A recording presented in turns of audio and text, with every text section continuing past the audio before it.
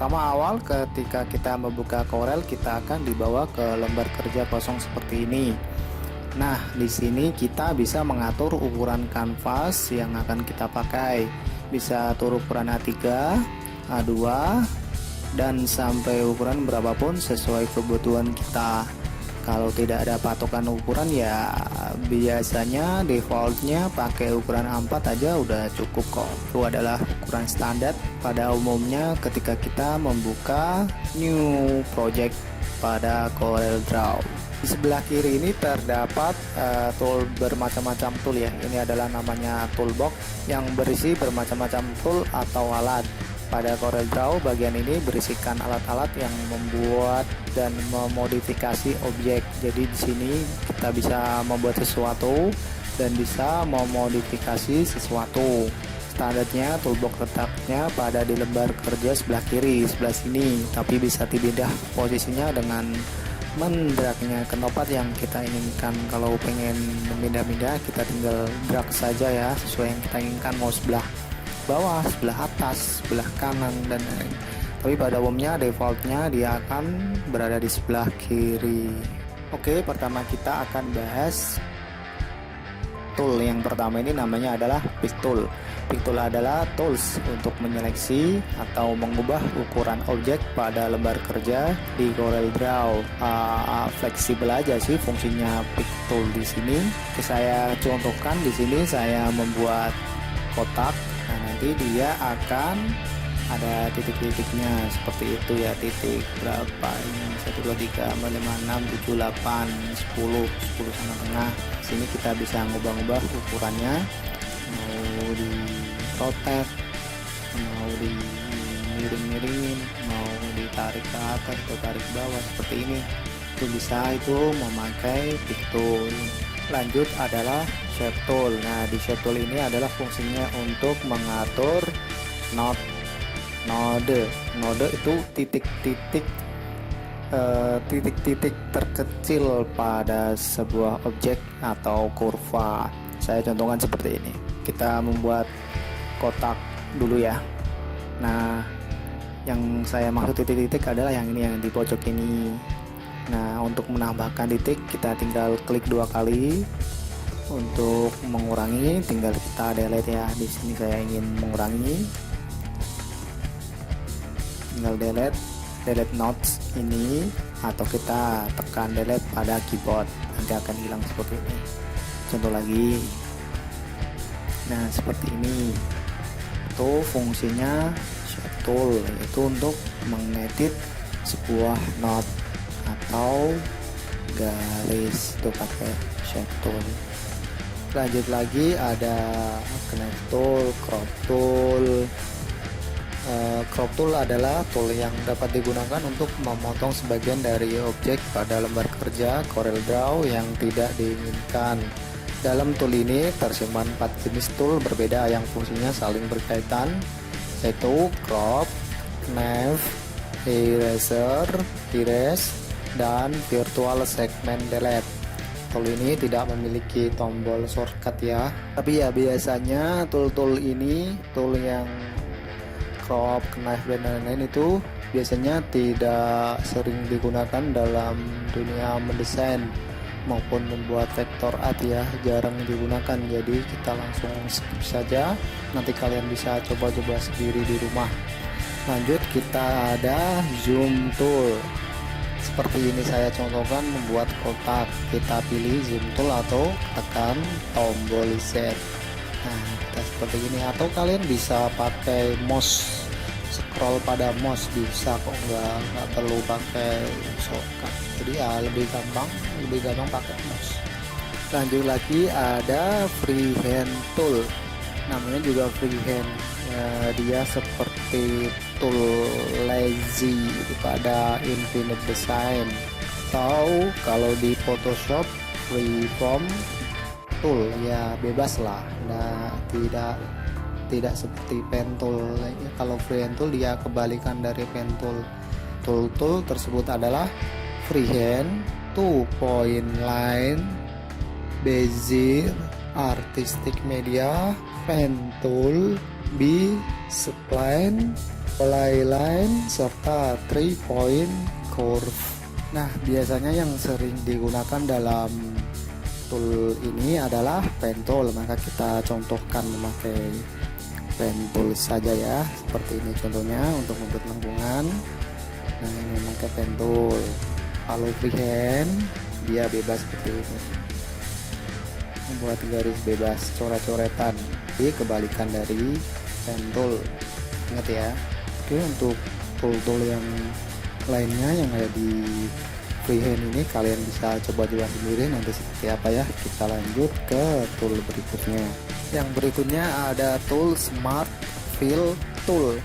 Ini tool yang dapat digunakan untuk menciptakan objek dan memberi warna. Terdapat dua buah tool yang tersimpan di dalam tool ini, yakni Smart Fill dan Smart Drawing. Atau kalau kalian pengen cepat ya tombol shortcut Shift dan S. Di sini saya contohkan ya membuat beberapa kotak.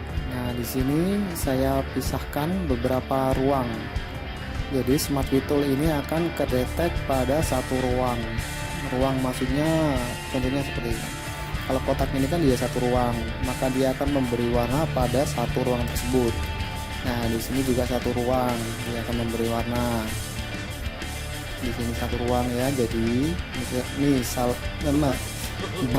jadi meskipun dia satu kotak, tapi dia akan memberi warna pada satu ruang. Ini cocok banget buat kalian yang ingin membuat WPAP pada Corel Draw.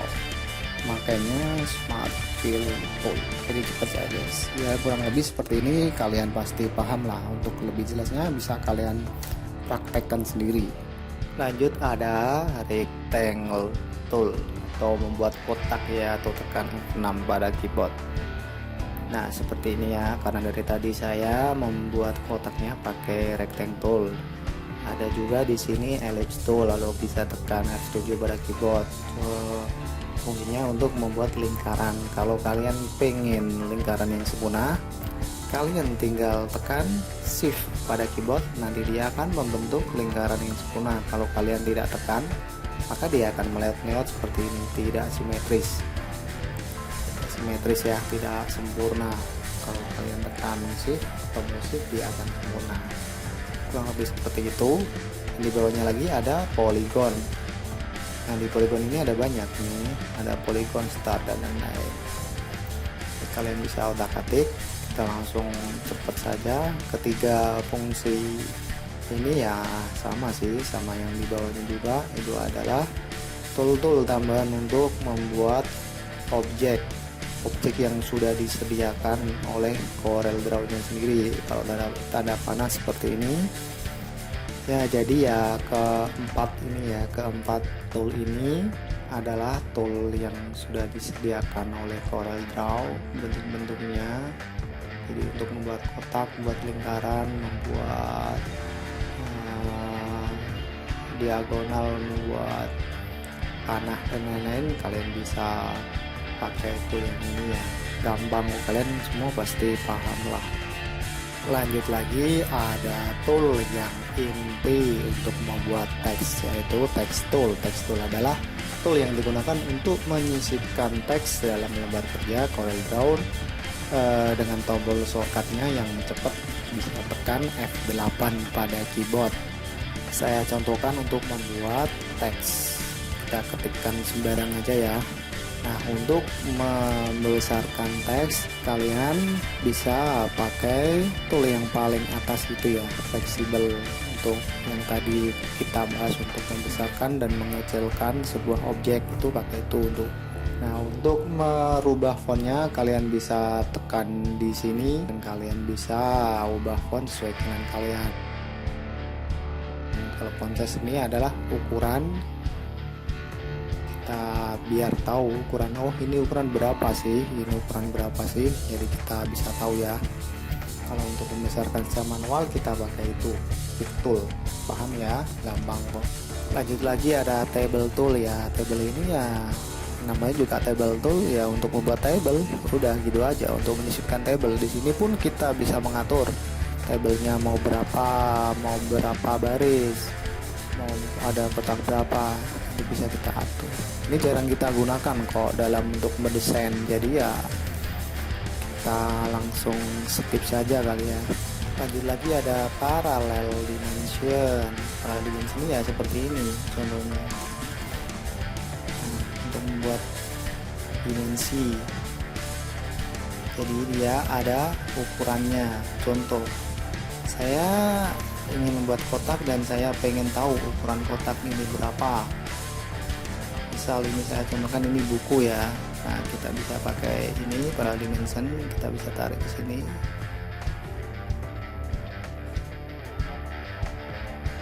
Bentar. Nah, not pojok sini ke not pojok sini, lalu kita tarik.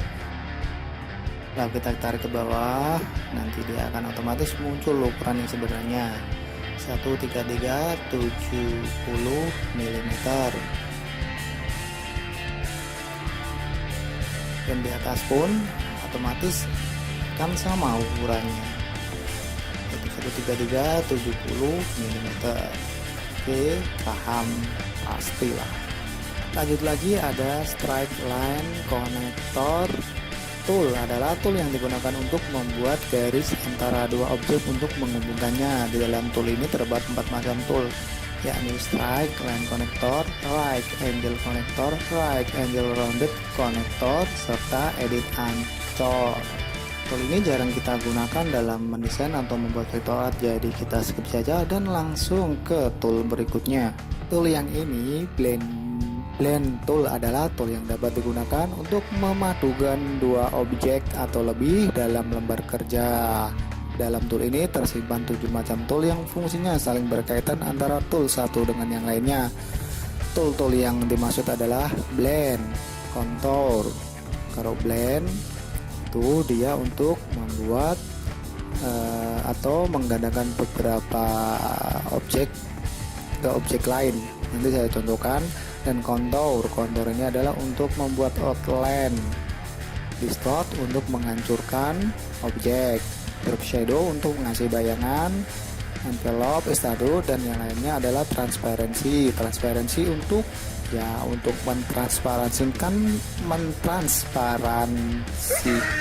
mentransparansikan sebagian atau keseluruhan dari objek.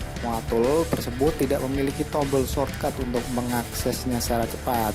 Ya, nggak ada tombol shortcutnya yang seperti keyboard ya teman-teman. Oke, saya contohkan memakai blend tool. Sini kita membuat lingkaran di pojok sini dan lingkaran di pojok sini menggunakan warna yang berbeda. Lalu saya pilih blend tool, tarik ke sini. Nah, dia akan seperti ini. Tuh fungsinya dari blend tool. Lanjut lagi saya contohkan contour. Contour ini adalah untuk membuat outline pada objek. Contoh di sini saya membuat kotak, lalu saya pilih contour. Dan di sini outline pun bisa tumpuk banyak ya, bisa tumpuk banyak sampai kayak piramid itu. Namun di sini saya memakai warna satu saja. Dan kita bisa mengatur warnanya, bisa mengatur ukurannya di sebelah sini. Biasanya kalau saya ingin mengedit sebuah teks atau apa, saya menggunakan contour ini. Ini tentu saya menggunakan teks. Saya ingin memberikan outline pada teks tersebut. Saya bawanya menjadi merah, saya atur ukurannya agar lebih kecil. Enggak jadi deh. Ya, kurang lebih seperti itu. Lalu lanjut lagi ada distort. Distort itu untuk menghancurkan atau memeleot-meleotkan sebuah objek. Contoh gampangnya seperti ini. Nah, dia akan hancur ya, tidak tertata. Ya, nggak tahu ini fungsinya untuk desain seperti apa. Nah, kita langsung ke transparansi. transparansi ini adalah untuk mentransparansikan sebagian objek atau keseluruhan. Contohnya seperti ini. Kalau saya pilih transparansi dan saya transparansikan sebelah sini, maka akan seperti ini ya guys. Di sini transparan, di situnya enggak. Kalau saya ingin membuat transparan semuanya, saya tinggal ubah ke uniform.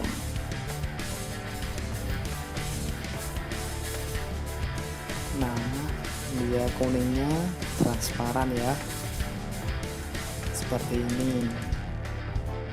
Kalian pasti paham. Lanjut lagi, ada tool airdrop. Tool airdrop ini adalah untuk mengpick warna atau mengambil warna dari suatu objek ke objek lain. Di sini contoh saya membuat objek ya. Saya ingin mengganti warna kuning ke warna pink ini. Caranya saya pilih tool airdrop. Nanti dia akan muncul tombol ember atau kaleng atau apa gitu itu. Nah, diarahin dia akan otomatis muncul ke detect. Kita tinggal drop atau taruh warna tersebut. Kalau kita tidak diarahin, dia akan muncul tanda kayak stop atau tidak ada. Nah, kalau dia diarahin, dia ada warna. Jadinya seperti itu. Ini kalian bisa coba kok. Di sini saya ajarkan dasarnya saja ya. Lanjut lagi, ada tool outline pen, atau kita bisa tekan F12. Ini fungsinya untuk mengatur outline atau garis. Nah, seperti ini saya menggunakan pen tool. Saya ingin merubah garis ini menjadi besar dan lain-lain. Saya pilih ini dan saya pilih F12. Nah, kita ubah ukurannya menjadi berapa pt ya. PT atau B aja PT. Kita memilih warnanya. Kalau memilih warnanya pada garis, kita tinggal klik kanan pada palette color seperti ini. Klik kanan ya, ingat klik kanan kalau ingin mengganti warna pada garis. Kalau pada sebuah objek selain garis, kita tinggal klik kiri saja, klik, tidak usah klik kanan.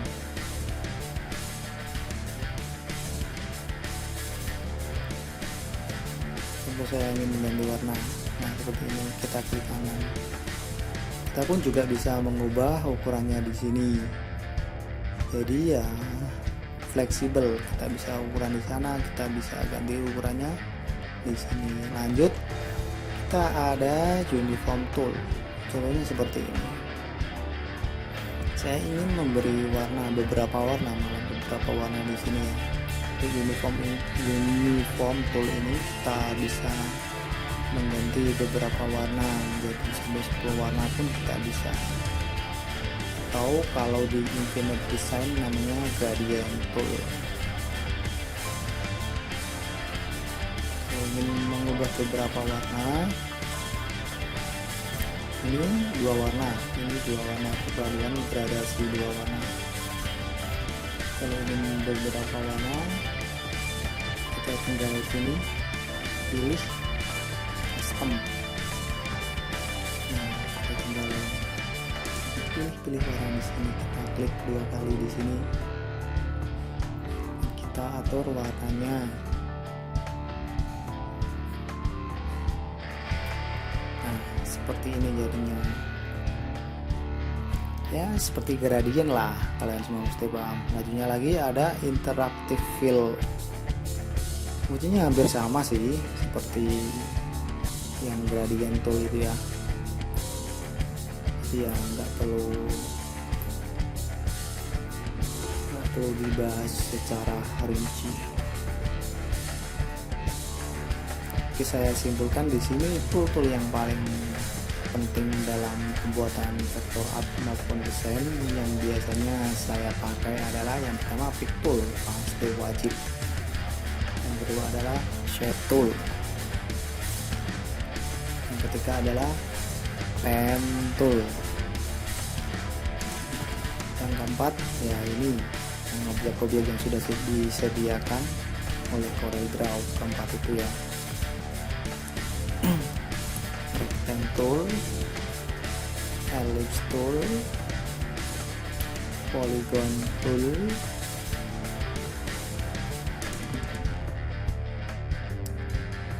dan satunya lagi itu yang mana. Lalu lanjut lagi text tool, itu tool yang wajib, tool yang harus kita kuasai. Lagi ini adalah tool effect, di sini macam-macam ya tool effect. Namanya saja effect tool. Lanjut lagi fill tool atau gradient tool tadi, itu yang biasanya saya gunakan. Nah, kalian perlu dalemin tool yang ini jika pengen mahir di CorelDRAW secara instan. Saya jamin kalian bakal bisa membuat suatu desain di CorelDRAW dengan mudah. Kalau kalian ada pertanyaan bisa komen di bawah, atau untuk fungsi-fungsinya nanti saya taruh fungsi-fungsi tambahannya, tool apa saja saya taruh di deskripsi ya, jadi silakan kalian baca. Oke, sampai sekian dulu tutorial dari saya, sampai jumpa di video selanjutnya. Bye bye, jangan lupa subscribe.